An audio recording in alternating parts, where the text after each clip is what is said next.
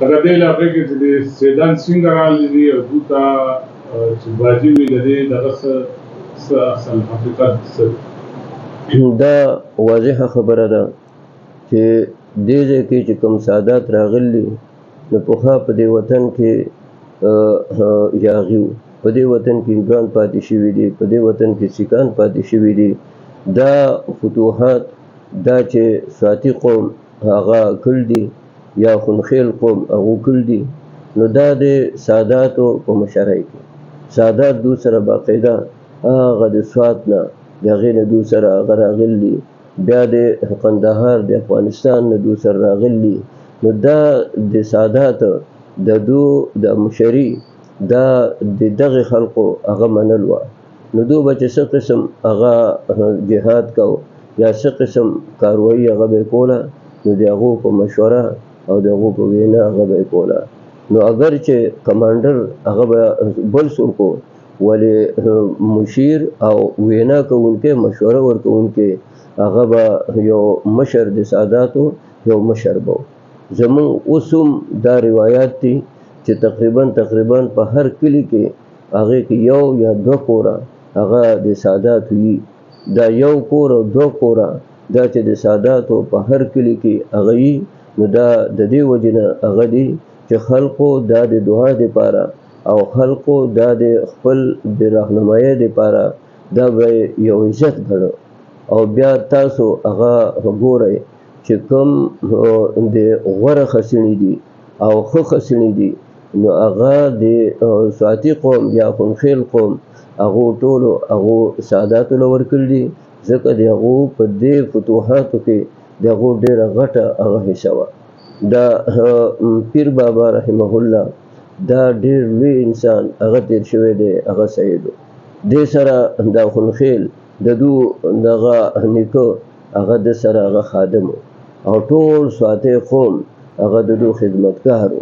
نو نن سبا که دا خپل علاقه کې بټګرام کې وګورئ یا نور علاقو هغې کې وګورئ، نو د سادات قوم دوله چې دا ښه ځایونه میلاو شوي دي او په علاقه کې اړولی ځای دوله میلاو شوی دی، نو دا چا خیرات نه دی ورکړی چې دا ګڼې دوله چاته سیرۍ میلاو شوې ده یا دوله چا خیرات ورکړی دی.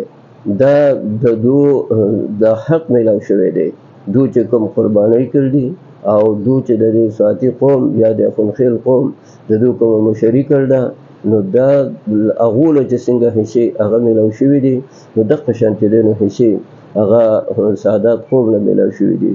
افسوس دا چې نن سبا هغه ځینې خلک هغه دا دومره نقصان هغه وکړي، دومره غلطه خبره وکړي، وایي دا سیدان دومره ډېر دي. نو دا خو آدم علیه السلام یو، دا ټوله دنیا د آدم علیه السلام لپاره شوې ده. نوح علیه السلام چې دی نو یو، د هغه 3 زامنو د هغې نه چې دی نو دا ټوله دنیا هغه خوره شوې ده. بیا دغه شان زمونږ دا مشران دا په سواتي قوم کې یا خونخیل قوم کې دا به یو اوس په دنیا کې هغه څو چې دی نو هغه سواتي قوم څو ډېر دی، دغه شان خونخیل قوم هغه څو ډېر دی. نو دا څوک نه وایي چې دا خونخیل ولې ډېر دي، دا څوک نه وایي چې دا سواتي قوم ولې هغه ډېر دی، او خامخا هغه ځان ګناهګارۍ او وایي چې دا سواتیان دغه ډېر دي او خونخیل ډېر دي، خو سادات ولې ډېر دي. نو د دې وجې نه دا د یو سړي نه د هغه نه پوره دنیا هغه آبادېږي. او بیا سادات الحمدلله چې د دو په سخاوت د سید د هغه د علامه چې دو سخیان چې دی نومئ، دو نران چې دی نومئ او دو ښایسته ومئ.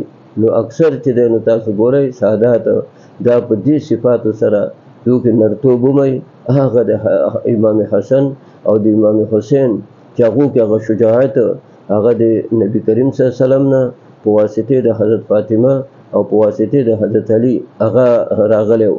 نو دو کې هغه شان شجاعت هم دی، هغه شان په دو کې هغه دین سره وابستګي هغه هم ده، او هغه شان دو هغه سخیان هغه هم دي، غټې ډیرې ساتي او غټې دغه ډیرې هغه لري، حجرې لري. نو دا زمونږ د قوم دغه یو سرمایه ده. خو دا بیا زه وایم چې دا د نبي کریم صلی الله علیه وسلم د جسمانی تعلق هغې ته یوازې نه دي کتل، دوله د نبي کریم صلی الله علیه وسلم روحاني نسبت هغې ته هم کتلي او دغه شان موږ ټول خلقو باندې دا لازم ده که د دو وړوکې غوندې جهاد کوي نو هم موږ به یې قدر کوو، موږ به عزت کوو. دا زموږ په دې اصطلاح کې دې کې چې دو ته باجي وایي نو دا لفظ د اباجي هغې نه دی، نو دا یو د عزت لفظ دی. پلار ته خلق هغه باجي وایي، پلار ته خلق هغه نیکه ته خلق هغه باجي وایي، نو دا د دې یو عزت لفظ دی. که وړوکی د 2 کال وي نو ما خلق هغه ورته باجي هغه وایي. بیا ګوره دې سره دا شا لفظ چې راځي د سیدانو اکثر نومونو سره شا هغه راځي، نو دا شا لفظ ورسره ولې راځي؟ شا دا د پارسي لفظ دی، دا بادشاه ته وایي. نو دا د خپل کورنۍ د خپل علاقې د هغې بادشاهان دي. نو د دې وجه نه دا یو ډېر لوی قوم دی او یو ډېر زیات هغه دغه قدرمن او عزتمن قوم دی. نو د دې وجه نه د دو لحاظ ساتئ، د دو خیال ساتئ. زمونږ په دې وخت سره هم ما یو د دغه قاري صاحب دی او زمونږ د بټګرام کې دی او د هغه تعلق هغه پاګوړی سره دی. هغه یو ورځ زما مخکې دا خبره وکړله چې زه طالبانو داخله چې کوم او کوم یو طالب هغه چې دی نو صحیح دي نو زه د هغه نوم هغه هله چې دی نو لیکمه چې هغه ما اودس کړي، زه د هغه نوم هغه بې اودسه هغه هم نه لیکمه.